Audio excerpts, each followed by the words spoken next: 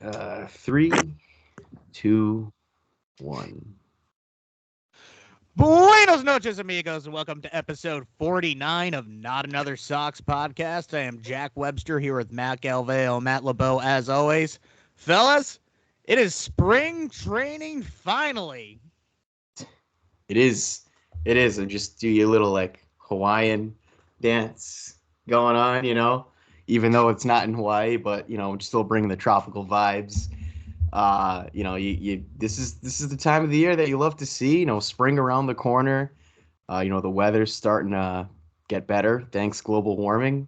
And yeah, no, it's about that time for spring training, and it's all seasons. Only like a month away, so it's an exciting time. Yep. Speaking of Hawaii, my girlfriend Sandra was in Hawaii. She That's right. hope she gets safe. But spring training, it's here. We're really excited about it, and it's nice to get some baseball back in our lives. It is a lot of storylines, right? Definitely a lot of storylines going on with the state of the team and guys trying to make different positions, which is kind of sucks, but it makes for an entertaining spring. It's not great because it's not where you want to be as an organization, but yeah, definitely looking forward to it. Yeah, no, there's certainly a lot of guys that we're going to see a lot of at-bats from this this spring training, especially with a lot of guys in the WBC. There'll be playing time available for, a lot of the prospects and a lot of the new guys that came into the organization, actually get a good look at them since, don't get me wrong, I love pitchers and catchers reporting, getting back in the baseball swing of things, actually having news, hearing things from the players. But get me out of bed when the actual games start. Like, that's what I want to see. Like, otherwise it's just a bunch of guys working out and, general exercising. Like, it's better than nothing, but it doesn't really do too much for me, truth be told. Right? Yeah. You don't like to see guys just like, getting a good stretch in. Yeah. I would definitely agree. I mean, like the Red Sox posted like enjoy the sounds of baseball, and I was like, all right, it's cool, but like it's nothing I'm like getting my dick hard about. Like at 29 at least. Like at 29 years old, I'm over that aspect of it. Like the games, just as excited as I was when I was like 9 years old for the games, but yeah, definitely not. Don't really get excited about the stretches and the jogging. Yeah, the jogging is great. Yeah, the unison jogging for sure. Yeah. I don't even like jogging myself. I don't know why I want to see other people do it. That just seems silly to me. Yeah, you're right. Right.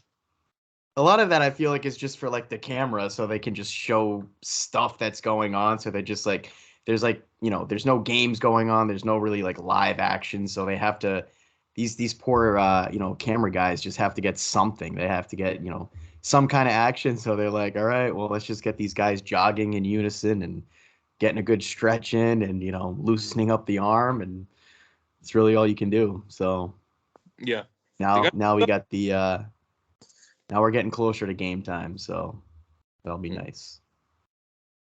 Yeah.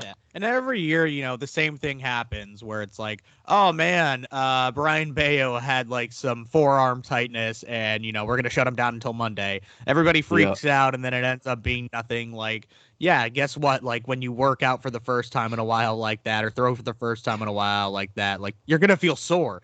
Like exactly. that's just part of this shit. Like I don't understand the freaking out. Like I understand we're at a point as a team where it's like every slightly negative news story feels like it's like, oh, here's another thing. Yeah. It like this is so normal. It's not even funny.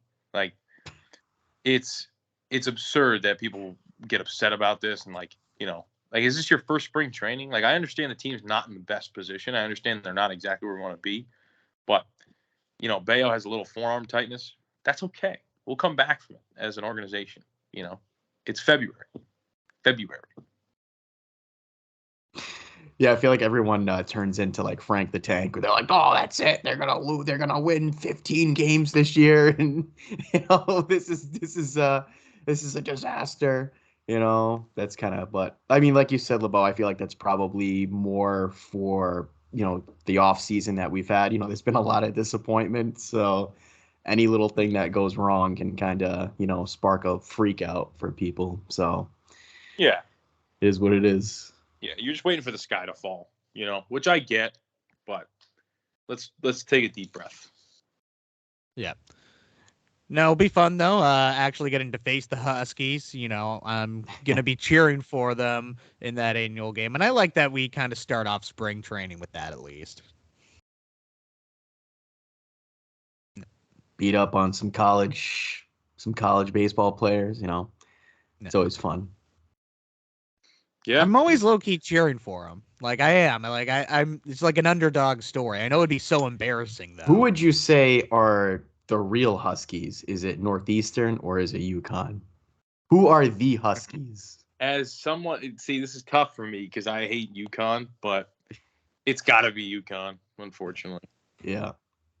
Got to be UConn. I feel like I'd say the same. Yeah. Northeastern just doesn't have that, they don't have, it doesn't have that same pop, No. The Not for sports. I mean, they're good at hockey, but, other than that. In general, UConn's definitely a much better sports school. Yeah, I mean, great basketball program, great, a decent enough football program where, I don't even know if Northeastern has a football team, honestly. Do they? I don't think so. A lot of Red journalist alumni went to Northeastern. I think maybe Joe Castiglione. I don't know. I could be making stuff up. Yeah, I'm pretty sure he did. Yeah. So it's a popular school. Like if you want to be a sports journalist or just kind of any kind of journalist, I guess. But yeah, I mean, I hope that I always root for Northeastern. I always root for Boston College, but I couldn't really imagine how special that would be as a college kid to play, against pro players, especially like, you start off in the spring. That's their first live game action. Like imagine if that team goes on, 10 months later and wins a World Series. Like, probably not going to happen this year, but it's happened other years where guys were on the other side of the field, thought maybe at one point their baseball career was over. And then, now they're playing against fucking world championship team in spring training for their first tune-up. I mean, that's really cool. It's a really cool thing. Yeah, maybe one day like they'll like play us in like a scrimmage like before the start of spring training. Like we could get like like a nice team together, maybe like a golden retriever, maybe like Pablo Sanchez from Backyard Baseball, and I think we would have a real shot. Yeah, it would be the podcast bowl. It would be like all the Red Sox podcasts. Like they would form one team. They would play the Red Sox. Yeah. And I think that's a good idea because there's enough Red Sox to fill a 25-man roster. Yeah. Yeah. Terry Cushman's not invited though. No. Absolutely not. Douchebag. And Jared Carrabis on the mound, throwing heat. I could see it. Yep. I don't know if Carrabis was pitcher. I don't know. Was he a pitcher? I'm pretty sure. Yeah, he was in high school. Yeah. Yeah. I'm sure there's a lot of talent amongst the different podcasts. I'm sure there's a lot of baseball talent, through and through. Yeah, not me, but someone. I could see Jack being a good manager. Yeah. GM. Jack's the GM. Jack's the GM. Yeah, GM. Baseball operations. Yeah, president of baseball operations. Please respect my title. Not GM. President of baseball operations. What is that? It's actually Dr. President of baseball operations. What's Ty Bloom's official title? It's I'm pretty sure it's president of baseball ops, right? Yeah, I think so. I'm pretty sure it is. Yeah. About it. It's not. He's not fully a president of baseball ops. Hold on. Yeah. It's chief baseball officer. Chief baseball officer. That's what it is. That's not a real title. What? That sounds so made up. It's like Yeah. the Red Sox said, like, we want you to be slightly above a GM, but not the president.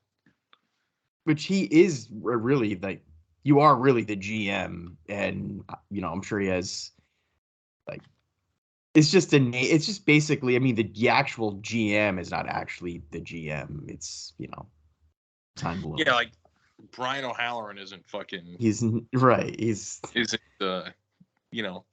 trying to negotiate a contract with Rafael Devers.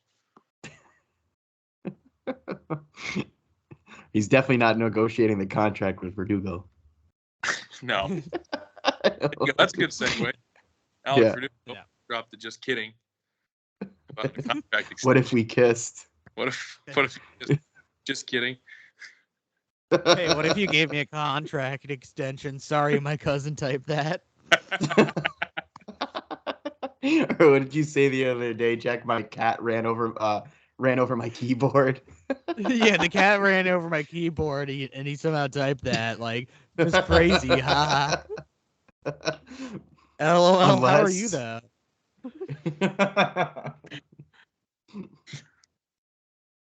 That's so funny. That's like a real life meme actually happened. Oh yeah. I think if you were a teenage boy in the time of AOL Instant Messenger, like we all just experienced the same thing. Yeah. Oh, absolutely. Oh God, you send something fucking stupid, and then and that's a way of that was like such a great way of just getting out of like the embarrassment of sending something that somebody didn't respond to, or somebody thought was stupid, which it was, and then you're just saying like, oh, sorry, my friend or my cousin typed this, my bad. Absolutely legendary. These kids nowadays will never know the times. Yeah. I think Xander Bogaerts Padres, but the Padres said yes, so he didn't have to come back with sorry, my cousin typed that. Hey, what if you get exactly? The Padres were like, all right, let's do it. Yeah. He probably said it after his thong tweet. He's like, oh, sorry, my cousin tweeted this. Yeah. People don't talk about the Xander Bogaerts thong tweet enough. That was great. That was real horny hours. Yeah. All the shirtless pics too and everything. I remember like Xander had an old Twitter that like was even before his horny one, or like, and like he was like 16-year-old like in Aruba, like just tweeting out like shit like, hey, who wants to hook up and everything. And the only reason I found it is because I was looking through like a 2010 prospect rankings thing, and it had his Twitter connected, and I was like, man, this guy is horny, like just on the main in public. It was, he's deleted it since, I'm pretty sure, since I've looked for it, but like seeing like 16-year-old Xander Bogaerts just being like, yeah, I'm looking to fuck this, like, who wants to see my dick, like, and everything is just crazy. That's so Dude, funny. I feel like, I mean, imagine if you're like that young and you're like such a big baseball, prospect, and you're just coming up the ranks. I feel like I'd probably be in the same situation as he is. Oh yeah, absolutely. Especially just firing off crazy like that, where everyone knows, who you are. Like, you're gonna be just a celebrity, and you're just gonna be fucking. I mean, yeah. Like, and if you look like Xander Bogaerts, that's even better. Right. Yeah. Good looking kid. Yeah. You're the best baseball player in your entire goddamn country too. Yeah. Right. That's what I say. Small country. Not a lot of competition. Yeah. No. Absolutely, I miss him. But I do. It hurts seeing him in the Padres stuff. Like, probably more than Mookie on the Dodgers. Like, it feels more weird seeing Xander on the Padres. Definitely. I think Mookie always had that, like, not expiration date, but he was always more like, felt like more like a mercenary situation. Like, Mookie was going to go wherever Mookie wanted to go to better his career. Whereas Xander Bogaerts felt like this is your guy. And although he be the best player in Major League Baseball, but he was like you felt like he was your guy. Like you felt like I put him right up there with like the Pedroias of the world. You know, like another guy that it felt weird to see in a different uniform was Kevin Youkilis. You know, Yeah. I mean, never had to see David Ortiz in another uniform besides pre his Red Sox career, obviously with the Twins. But that would have been just as weird. Like those, you know, those kinds of guys. Where John Lester, you know, another Yeah. where it just doesn't feel right. And there's some guys where it's just like, you know, may feel weird for a day, but this will feel weird for a long time. It's going to hurt for a long time. At least he gets to be with Don Orsillo. That's true. We fucked That's up. true. Shout out Donnie O. We miss you. We fucked. And Michael Waka. And Michael Waka, yeah, reunited with his best friend Michael Waka in San Diego. People aren't talking about it enough. Yep. Yep. Sucks to see that. What are you gonna do? You're gonna sign Rafael Devers to $1 bajillion, so that way it doesn't ever fucking happen again. Yeah. Yeah.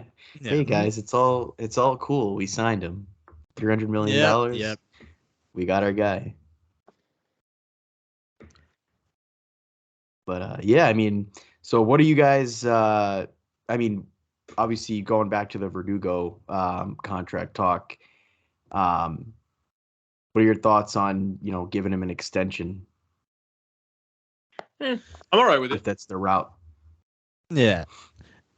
I think, if it's a team friendly thing, like a 4 or 5 year deal, like he's getting like 10 million per year or something like that. Sure, I'd lock him up for that. I would be willing to take a risk on it. I probably wouldn't give him quite what Benintendi got, or at least I would be like, hey, maybe after you post like, a bit better of a season than last year, like maybe we can, revisit it then. I would feel a little bit more confident with like just act a bit more production. He's playing with a little bit of fuck you from what it sounds like, since the Red Sox did challenge him in the offseason to, get a little bit more athletic, which, I think is pretty fair, since it never hurts to actually, have more range, more speed, hit for more power even. So hopefully with the shift being banned and some of his high expected batting average, I think he can actually post up some good numbers, but I want to see it first. Right.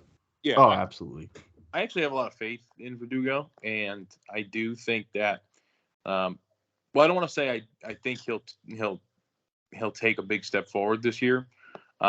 I do think though that he understands what needs to or what the team needs out of him, and if he doesn't deliver, I think that he understands that it's probably it. Like he probably will just be that guy that hops around from team to team. 2-year deal here, 3-year deal there. I don't think he'll get the Benintendi contract.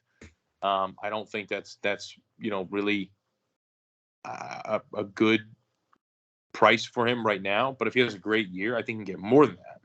But this is definitely, again, we say this a lot. I don't want to say it's a make or break year, but it's pretty close for Verdugo. Right. It's pretty close because but you can't say that every year, because I think we kind of said that a little last year.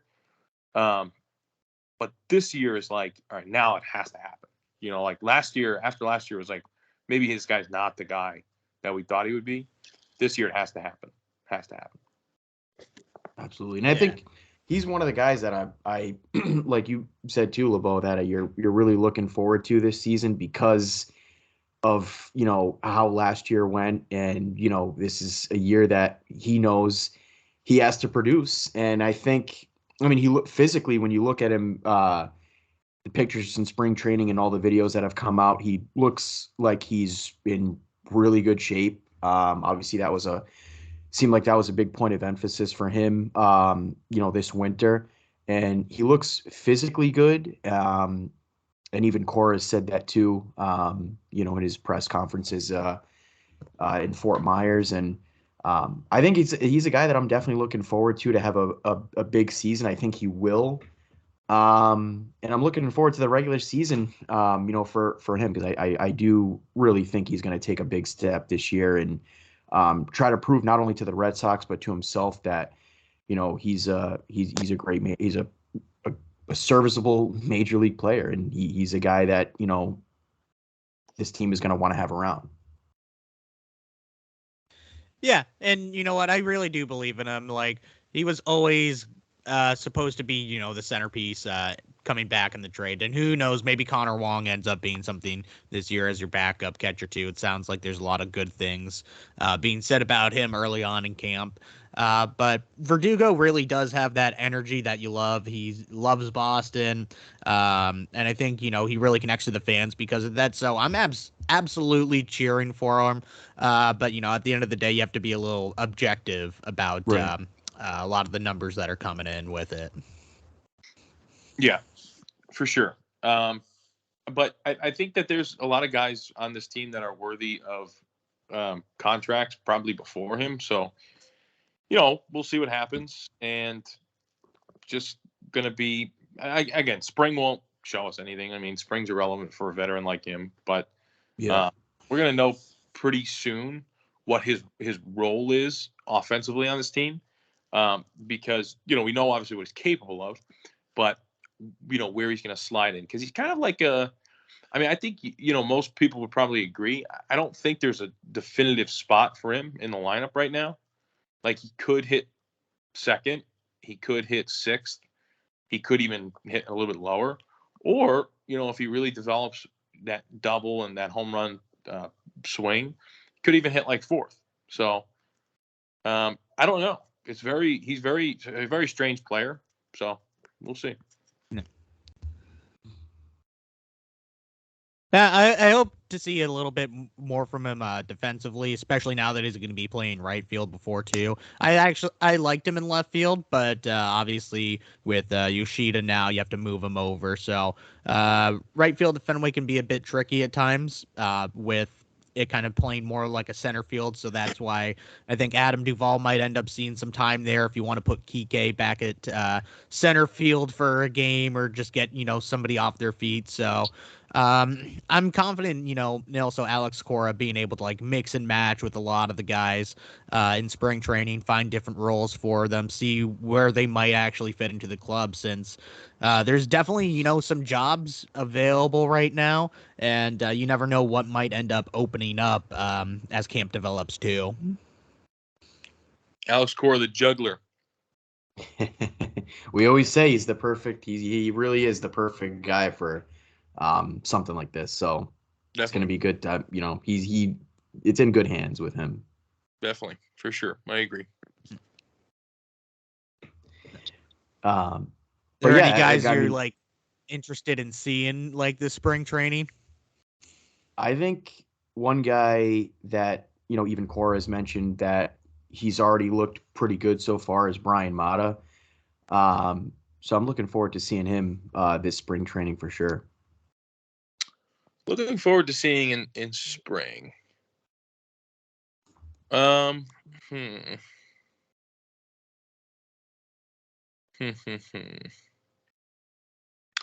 I think probably like the prospects, the top prospects.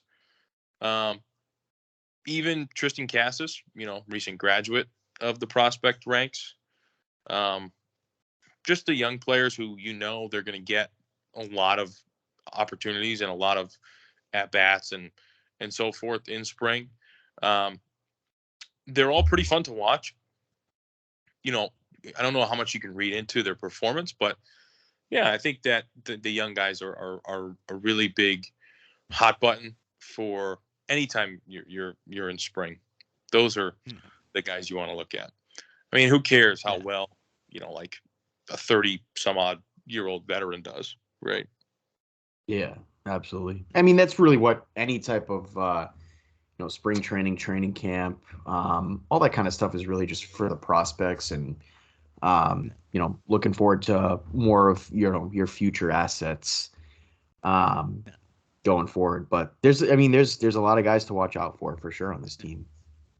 I think the guy I'm probably most excited to see, and he actually was originally on the Netherlands roster for the World Baseball Classic, but ended up opting out of it is Cedon Rafaela. I think he might actually get some reps in the major league this year. From everything what it sounds like, his defense is major league ready at both shortstop and center field, where, right now there's somewhat openings there's at bats at those positions for this year. So he had a great offensive year between high A and double A last year. There's still a little bit too much swing and miss in that bat for the major league. So hopefully, if he's able to make a bit more consistent contact, cut down the strikeouts, even some of his numbers might even get better. And, this guy could be an all-star. You see him like creeping up on a lot of prospect rankings. He's usually in the top 100. He's even cracked the top 50 with a few of them, like with Fangraphs coming out today. So I think this is a guy that, is very possible that he could be a real major league, like multi all-star for us if he's able to continue his growth with everything. Yeah, no, I agree. I hope the bat, I hope he figures out the bat, because defensively I've read from a ton of different people saying that he's 100% ready defensively, which at his age and in his stage in his development is very impressive. So definitely excited for him. So where is he exactly from? I think he is from Aruba. I can double check on that. Curacao, actually. Curacao, okay, yeah. Yeah. They actually produce some good major leaguers. Yeah, I was here gonna and say there. pretty good baseball country. Yeah. Kenley Jansen, maybe? Kenley Jansen's from Curacao? Yeah, he is. Yes. Yeah. No, good base. Profar. Always were competitive in the Little League World Series. Yeah, Profar. They are a great Little League World Series team. Yep. Yeah. Another guy that probably we won't see a lot that I'm excited to maybe even see a little bit is Miguel Bleis. I think he might be, just as good as Meyer one day in terms of like prospect rankings and everything. So hopefully we see a bit of him, but he's still a bit young, so we probably won't unless if it's like we're going out to, the Orioles spring training complex 3 hours away and it's a fucking long bus ride. Yeah, I'm really excited about him. Is that how you pronounce his name, Bleis? I always thought it was Blaze. It might be. I don't know, actually. I have no idea. I don't think I've ever heard it out loud. I think I've just read it. Yeah, I barely even know how to read. Yeah, I don't know how to read English. I don't know how to read Spanish. Are you kidding me?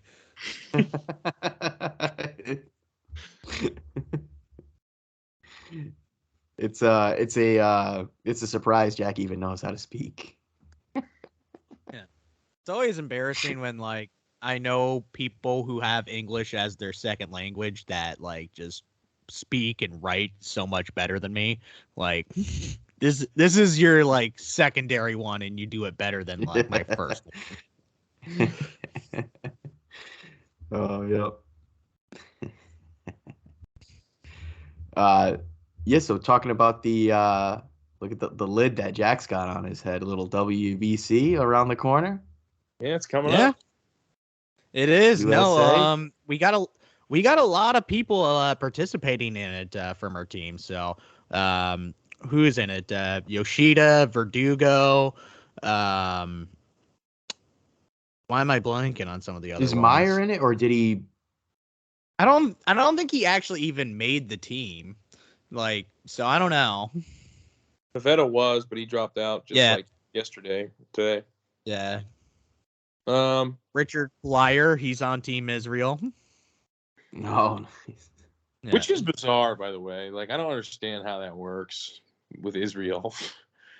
Yeah, it's like you can, if your dad or grandfather or something like live there and you're only so far removed, then I think you're eligible.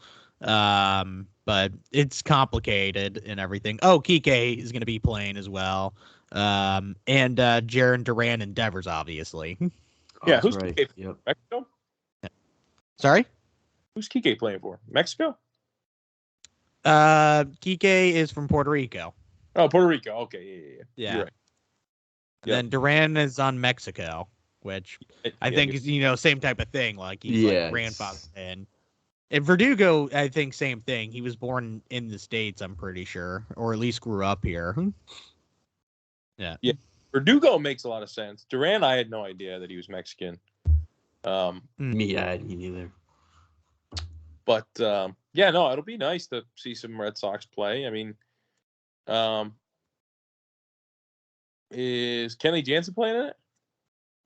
Kenley Jansen will play in it if the Netherlands make it to Miami for like the semifinals or quarterfinals or whatever. But he doesn't want to go all the way out to fucking Taiwan just for his team to maybe make it in, like, which is kind of understandable. Is that what Bogarts is doing, or is Bogarts going to play the whole thing? I think Bogarts is playing the whole thing. Yeah.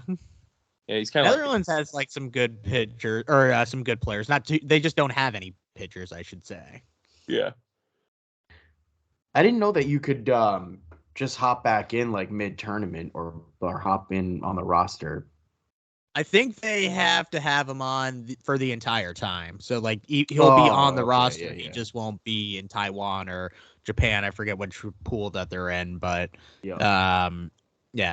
So they don't really have too much of a chance anyways. Right. This is like, I'm like as excited for the WBC as like not like a few degrees under like Sox playoffs. Like I'm still very, very, very horny for it though. Yeah. Really? Wow. It's kind of, it's kind of like the the World Cup of baseball, Yeah. No, definitely. I'm definitely excited. Yeah. But a few degrees under that first game against Britain, like I just want to fucking beat their asses. A few degrees under Red Sox playoffs is a bold statement, I will say. I know. I'm not going quite there, but it's one of my favorite things that baseball does. Okay, well, I'm really excited for Jack's just gonna be like, it's actually like a degree more than Sox playoffs, but not by much. No. Like when the Sox are in the playoffs, that is literally my entire goddamn life. Like I will not think or do anything else. Like, yeah, like the Red Sox are just like my life anyways. But like when they're in the playoffs, like I am getting almost no work done. Like I am watching every single second of it. Like I'm on Twitter just reading the news in between games about it. Like that, like there's literally nothing better than just like crisp October air, maybe even going out to a game, just lands down fucking buzzing, like just it gives me the heebie-jeebies. It's really there's nothing you want injected into your veins more than like a Red Sox playoff run in October with the crisp weather and like you said. It's just you turn into a different animal. You turn into a different person. Like none of your relationships matter. Like your freaking like wife or girlfriend could be like, "All right, I'm leaving you." I'm like, "I do not care. Like, I don't even care. Don't fucking talk to me in November." Or like, it's just life is just so different. You're just like fucking helping the old lady cross the street. Like I always say that. You're just trying to build up this army. Like that is true. Doing it turns you into a different animal. Like I'm not a functioning adult when the Red Sox are in the playoffs. I'm just some sort of like fucking monster. I don't even know. Yeah. I mean, we all saw LeBeau's, videos from the wild card game against the Yankees, and that's kind of the beast it turns you into, Oh, absolutely. I mean, that was the tip of the iceberg too. There was a lot of Yankee fans were getting a lot of hate. Getting a lot of shit yelled at them. It turns you into someone that, to be honest, I'm proud of who I am when the playoffs. I got no regrets from Matt LeBeau. I can't wait. Back there, Jack Webster. He took one for the team that night. LeBeau was there. In the flesh. Yelling at Yankee fans and.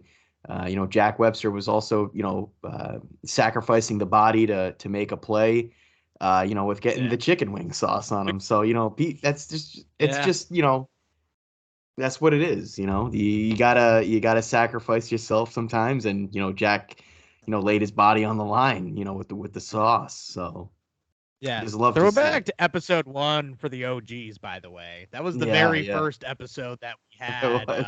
after the Yankees, or after we Yep. beat the Yankees in the wild card game and everything. So, like, I think that was the perfect time to start the show. And Yeah. now we're 49 Everybody was episodes buzzing. in. Yeah. And, Yeah. and, and believe it or not, this is going to be our third season that we've covered. Like, it's crazy to feel that way, but 2021, 2022, and 2023. I mean, once the games start here in 2023, this technically will be season number 3 for us, which is crazy. Yeah, no, I mean, hopefully there's a lot more to talk about. I know we're a bit optimistic last year with everything, and this year, it's definitely a little bit mixed. The team did get better in the offseason, just by the bullpen alone. Bullpen alone, like, Yeah. this is gonna make us like competitive enough, but definitely some unexpected moves from the year. In fact, I would probably say even a majority of them ended up probably being unexpected. And we'll see how the team does. I'm still hoping that we're competitive, and I do believe that we can actually still compete for a wild card spot at the worst. Right. I do as well. Yeah. And I think the sorry, Matt, real quick. The two Oh things no, you. that this team has, hopefully that they'll have this year than didn't have last year. Number one, obviously, like you said, the bullpen being exponentially better is going to make this team, much more competitive. And number two is just got to be health. Those two factors, and then the X factor that a lot of people aren't talking about, which I know it affects the whole league, but it was really a weak point for the Red Sox, was interdivisional games. So now you drop a lot of divisional games too, and they were really shitty within the division. It's not really like a positive. It's not, a good thing that they couldn't win them within the division, and now there's not as many division. Just dropped my phone. But it's more of saying, like, if all those three things work itself out, the bullpen, the health, and less divisional games, I think that you could see them, definitely compete for a wild card spot just purely by showing up. Because I mean, they have the talent, they have the manager, they have a decent enough team that they should compete for a wild card spot. Yeah. I think I did the math once. I think we had a over 600 win percentage against the non-AL East. Like, but just by sheer facing other teams outside of the Blue Jays that annihilated us, we played bad against the Yankees, horrible against the Rays. We went 10-9 against the Orioles. Like, you probably wish that was like more 12 or 13 wins.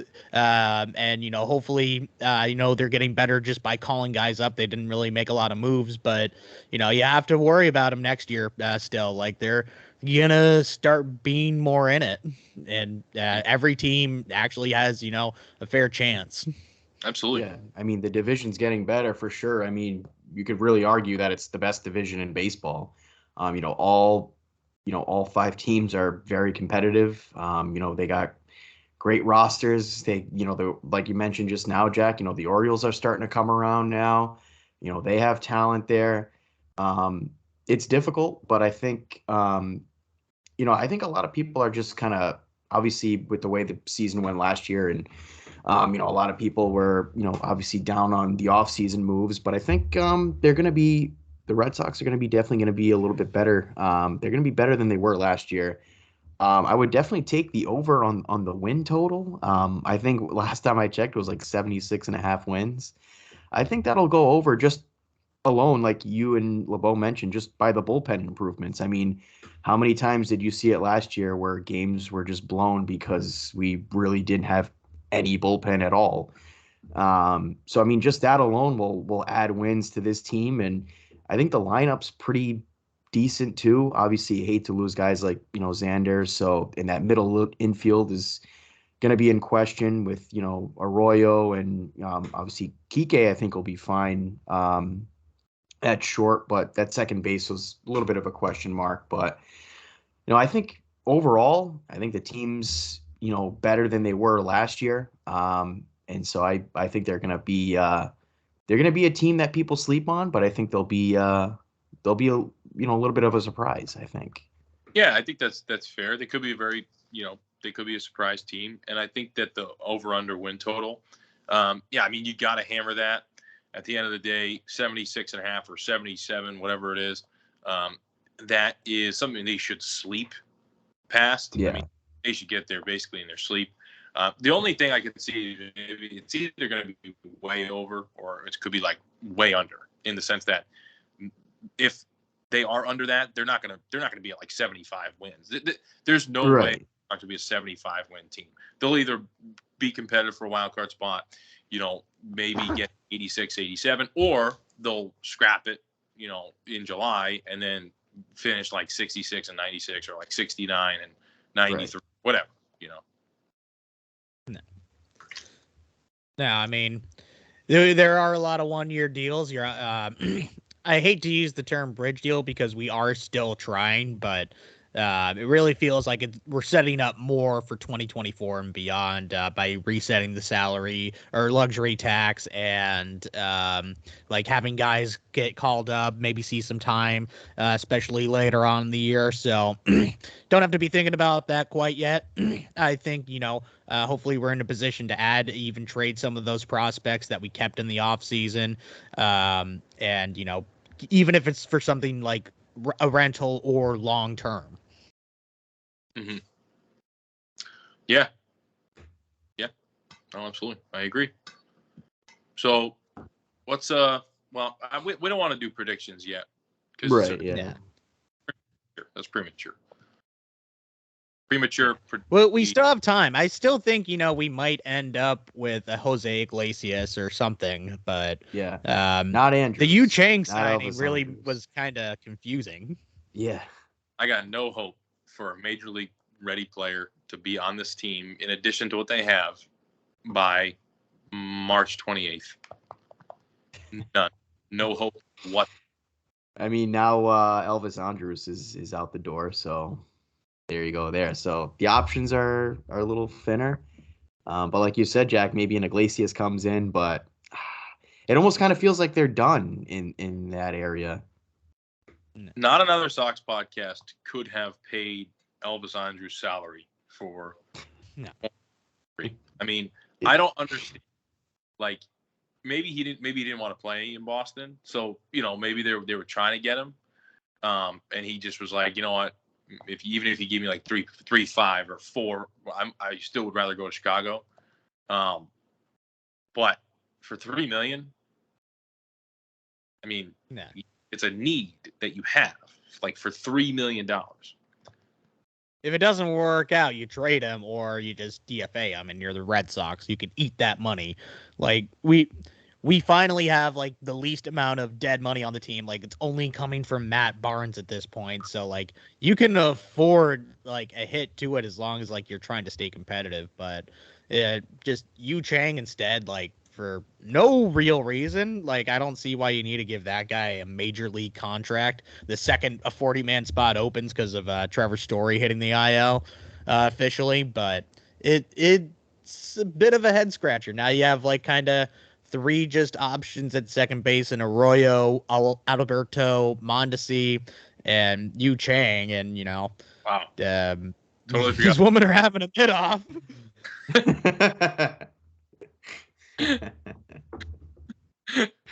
Totally forgot. Man, that feels like a name that like I think that was the last time I think that's the last time we talked about the Red Sox was the Mondesi thing.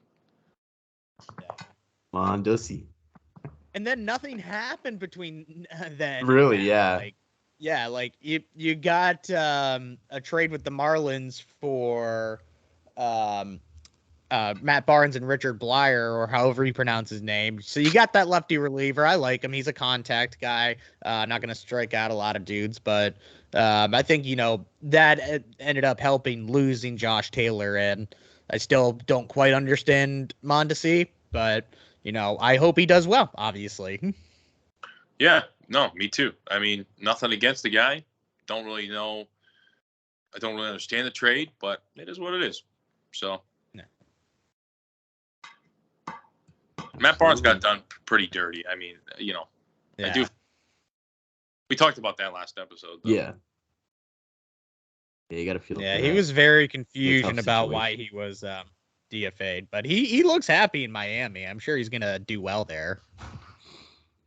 It's It tough was to- so funny that whole story about like when Heim called him was so funny that he was like about to play video games and then he gets the call from Heim Bloom and then he like wasn't gonna answer the phone and then he did and then that whole they Bloom just told him like, hey, we're gonna DFA you. Listen, Matt Why? Matt Barnes has nothing to complain about. He did exactly what every other rich white kid from Connecticut did. Grow up in Connecticut, work in Boston, and then move to Florida. That's what they do. So he just followed that same assembly line of every other white kid from Connecticut. Yeah. Good for him, man. He's living out the dream. At least he wasn't a Yankees fan. Or was he a Yankees fan growing up? I do believe Matt Barnes was a Yankee fan growing up. I'm actually 99% positive that the Barnes family were Yankee fans. Yes. Yikes. Yeah. Hate to see that. Yep. I think Rick Porcello grew up a Yankees fan as well. It's always weird when that happens. Yeah, we've had a few. Yeah. I'm trying to think if there's anybody that was like a Red Sox fan that ended up getting drafted by the Yankees.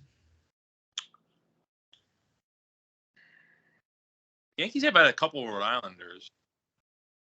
Oh, I think King or whatever his name is. He went to like Hendrick or something. Yeah. Michael King, yeah. Yeah. So he could be a Sox fan. Yep. He probably was. I mean, he grew up in the area, so. That other kid, that Italian kid, he's my age. I forgot his name. A bibbidi babbidi? I forgot his name. Johnny Tony Soprano?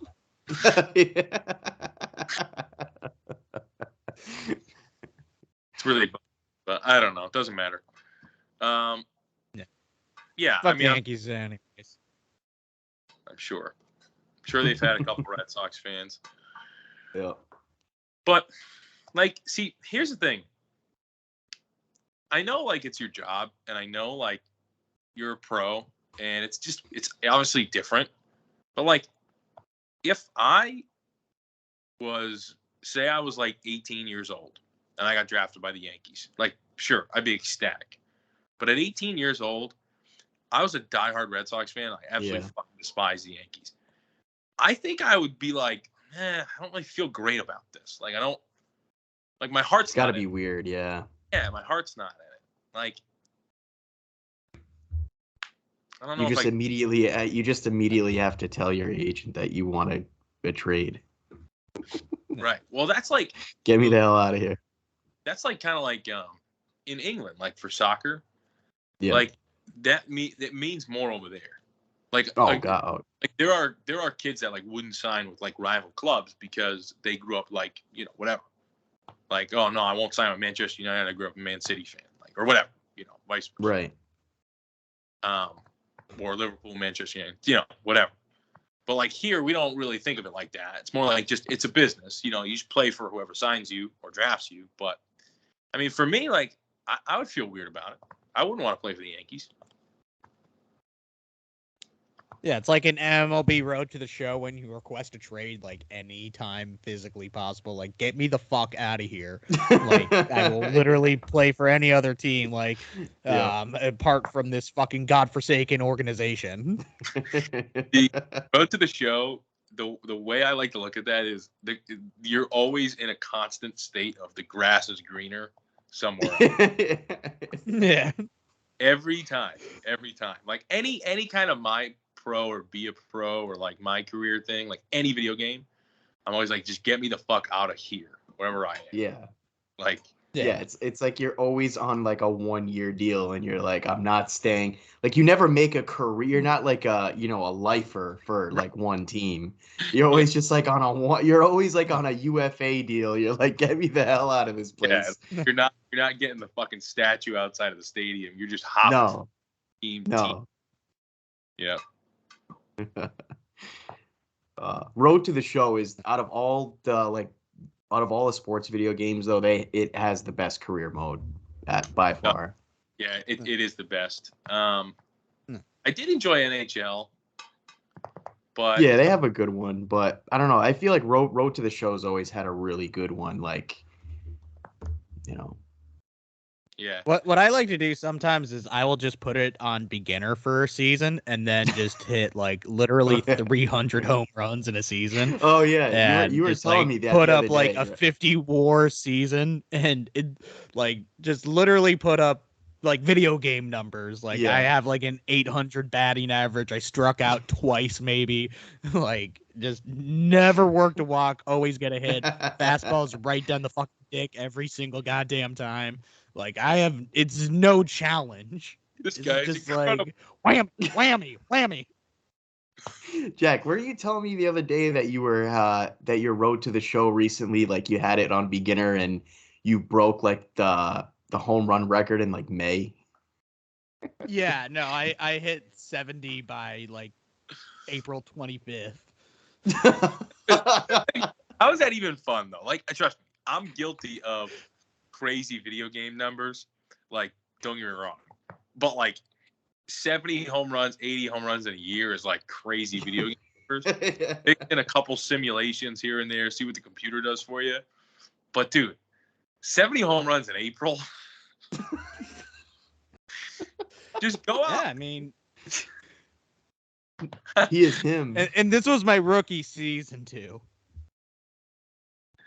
Jack's definitely the kid that like just names his players like something absolutely ridiculous. Like you're not playing as Jack Webster, you're playing as like something like insane. I'm playing as Rusty Shackelford. I've done Air Bud a lot too. I've done Tom Air Brady. Yep. He's usually the catcher if I do a catcher. That's sometimes Yep. fun too. I'm a realistic one, man. Like I like to be like, you know, not like the greatest player that ever lived after 2 weeks of baseball. Nah. Well, I mean, I do different ones. Like, I'll play regularly, like a lot too. But like every once in a while, I'll just do like an absolute, just fucking easiest thing in the world. Like, I just want to see how many home runs it's physically able to like hit in a season. Funniest core memory like thing I saw on TikTok was when you do a franchise in like MLB or MLB The Show or like MVP baseball or whatever it was. Yeah. Or like even MLB 2K back in the day, and you didn't know you had to sign like everyone in arbitration and like tender contracts, and then you fucking start up the next season and you got no one, and like you basically have to start all over again. You're like, all right, well, this is fucking gone. All your good players are gone. You got like fucking 275 players and there's just a bunch of rookies, and yeah, it's just fucking hilarious. Everyone's had that memory of being like, I fucked this whole thing up. Takes a lot. He's just like Heim Bloom for real. That's what happened to Heim Bloom, but in real life. He forgot to re-sign Xander Bogaerts and everybody else. Like, he's like, shit. Like, now he's on the Rangers or Eovaldi is. He's like, oh wait, I had to. Heim Bloom just turned on his console for 2023, and he realized that Nate's on the Rangers, Xander's on the fucking Padres. It's like, God damn, what the hell happened here? Yeah. He was like, I thought I had auto sign on. Yeah, exactly. I thought I had forced trades, like all that shit. No, Heim Bloom is not. Heim Bloom has never played with forced trades on. That's for goddamn sure, because that man is yet to swindle someone in his fucking life. Yeah. Are we sure that's not what happened with the Brewers? They had no like full trade accepts on for like the Hunter Renfroe for JBJ trade. They're like, you have to accept this. The Brewers were playing with forced trades on for the Hunter Renfroe. All right, my phone's so I'm pretty much out of this. If you guys want to continue, great. Cool.